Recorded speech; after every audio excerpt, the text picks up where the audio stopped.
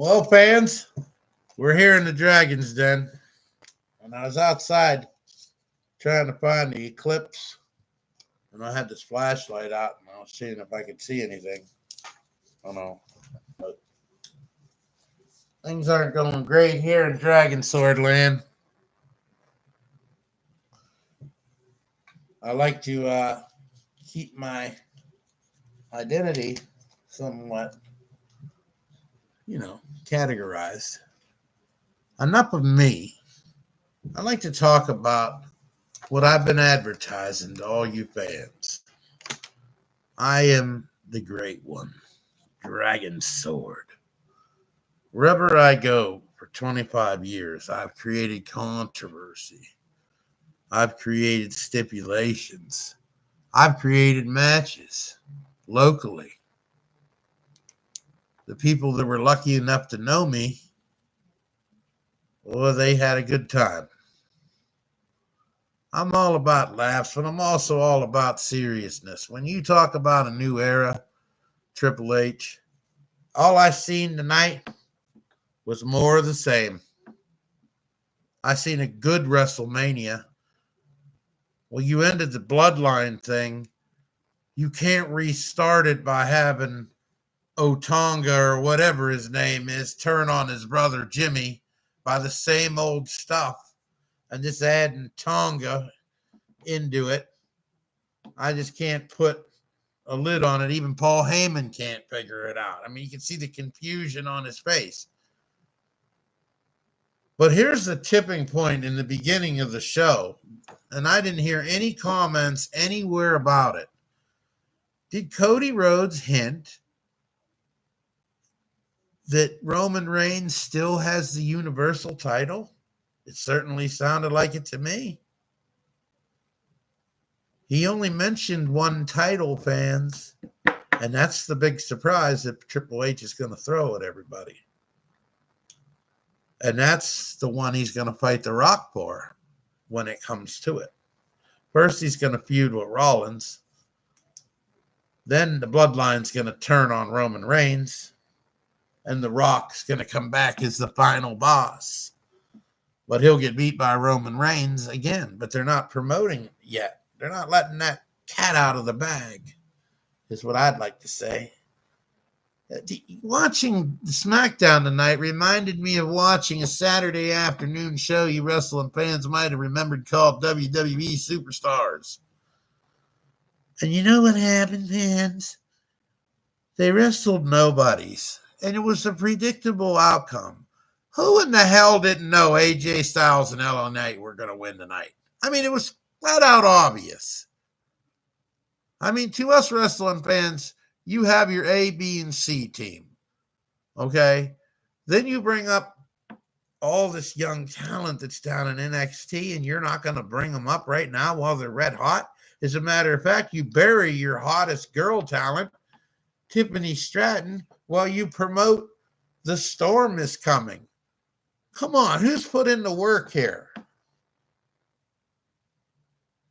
Tiffany Stratton is getting standing ovations in every arena she goes to. Tippy time, tippy time. What's Naomi contributed to the WWE?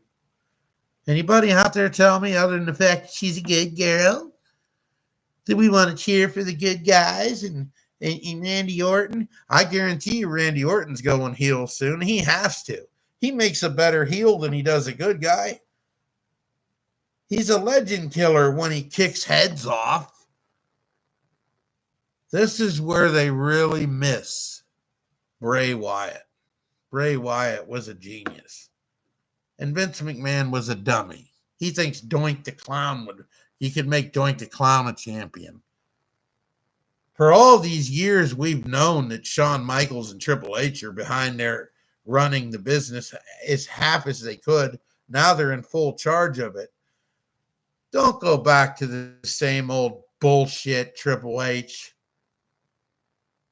I mean, AEW is trying, and a million really can't catch a billion. But a lot of people are turning to them because they're sick and tired of the same old shit, man. You're promising a new era. Is Superboy with the blonde hair going to give you a new era? I don't think so. Cody Rhodes, now that he won it, where does he go with it? I ask you all that question. Who's next? LA Knight, a face versus a face? The fans are going to be cheering for the both of them. Or did Cody hint that he might go heel? There's another thing, too. He just about said thank you, but no thanks to the fans tonight, if you get my point.